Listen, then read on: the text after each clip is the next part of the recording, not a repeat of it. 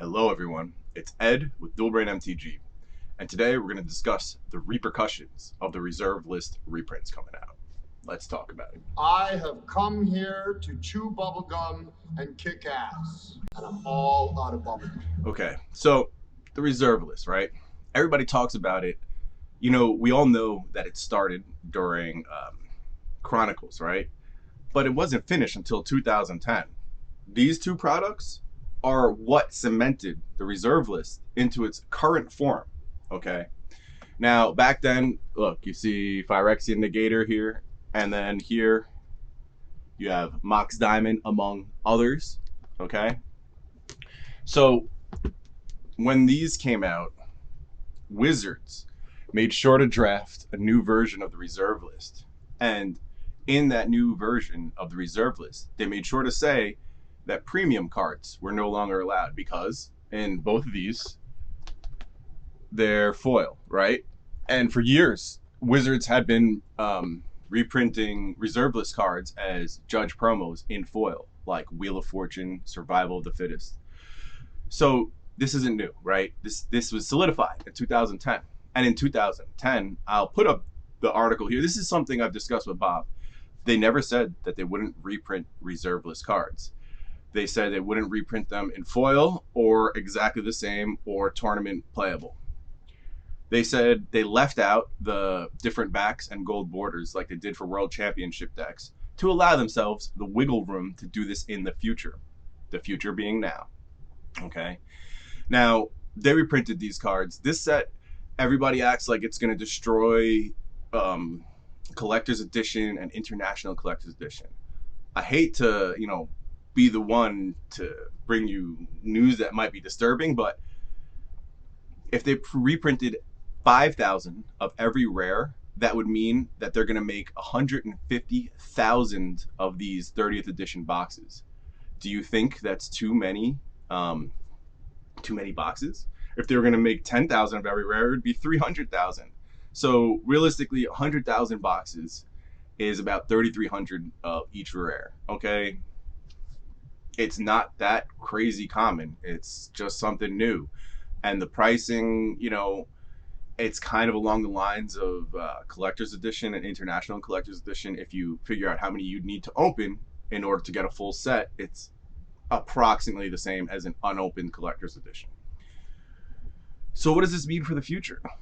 I've been saying it since early last week that nothing is precious.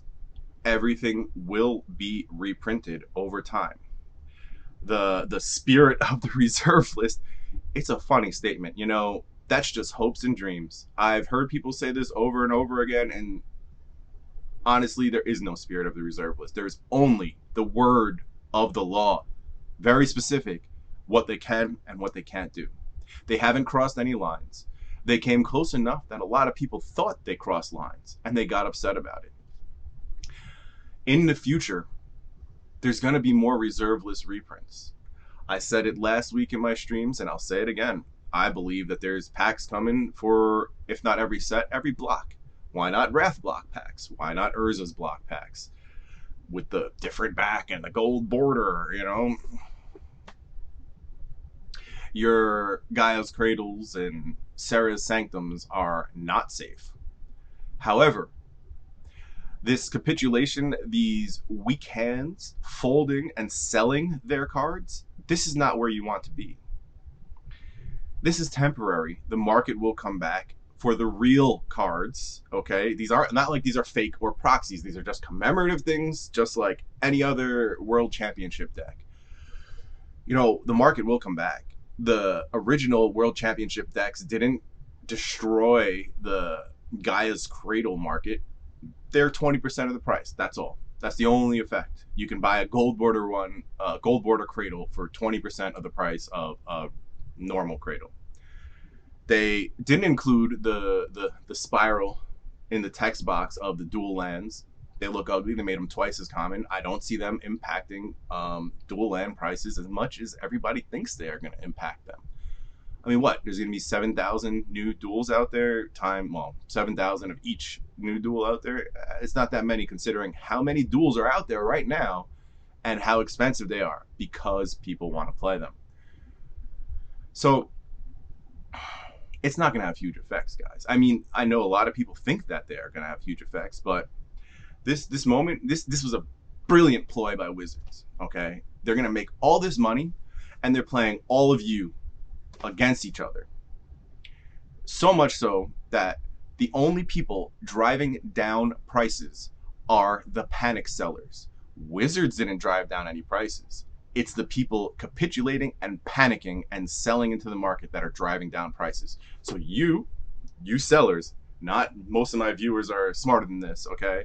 You sellers who are selling, it's your fault that things are dropping, not what Wizards did.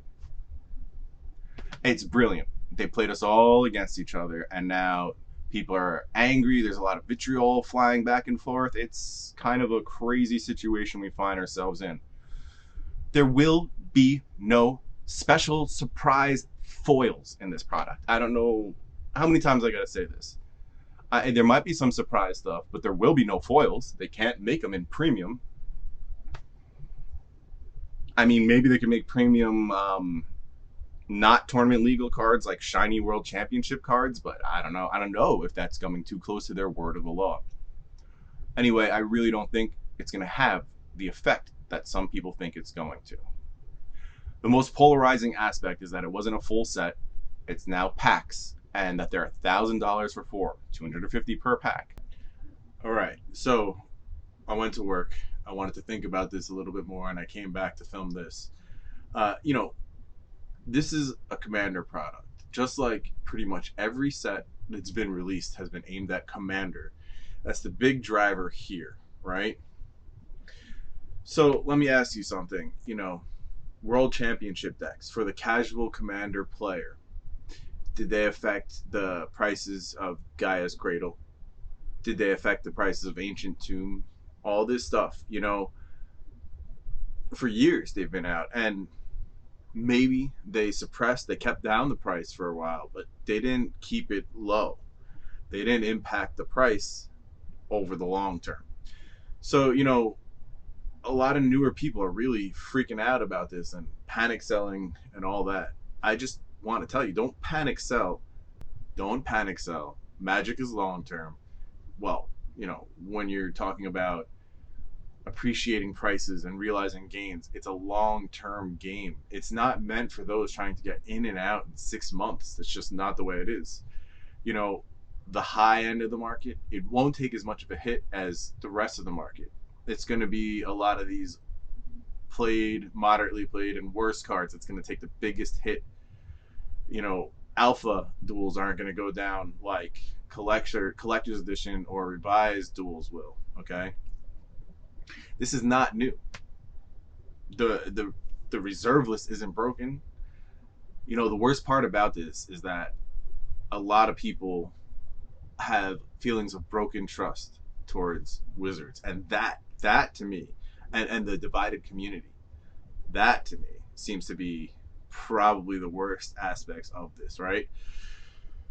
So the World Championship decks fill the same category and need as these do for casual Commander players. So I don't see why these would have any different effect than the World Championship decks.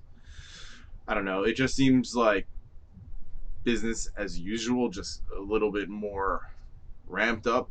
What's more worrying to me is the amount of product that we've been getting. You know, and how much they're trying to extract from the Commander market money-wise, you know. So maybe collector's edition and revised duels go down a little bit. I mean, the duels are so ugly in this. They're not great looking. So I'd much rather have a revised duel than one of these. Like, yeah, it's pretty bad. This won't tank current pricing, okay? For long, anyway. It may for a minute when the panic sellers and the paper hands fold, but it's not gonna forever. You know, the question is, really, how much will Wizards do this sort of thing in the future? Will those editions, those sets, be done irresponsibly? We know the pricing here was meant to keep the prices in the secondary market high and to keep the prices for the old cards still worth something. You know, they can't go below the value of these, right? So the question becomes, how often is Wizards going to do this money grab? Once a year? That's a lot, right? Twice a year? Next Christmas, are we going to see Stronghold remastered packs? Like, I don't know. That to me is more worrisome than this set. It's the implication.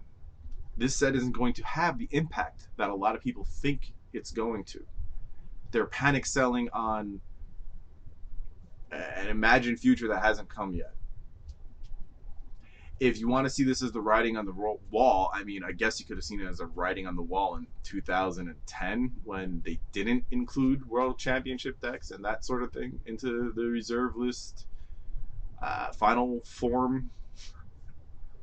Anyway, I don't know. Just a couple more thoughts as I went throughout the day. Yeah, again, this is not going to be the last video about all this. We're going to be hearing more. We're going to be seeing effects, and we're going to be discussing all of it.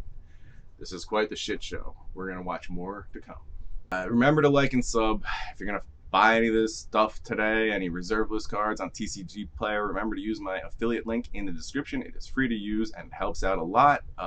Check out my Patreon. We got some cool box breaks coming. Otherwise, we got pins. If you'd like some pins, send me an email, and yeah, that's how you get those bad boys.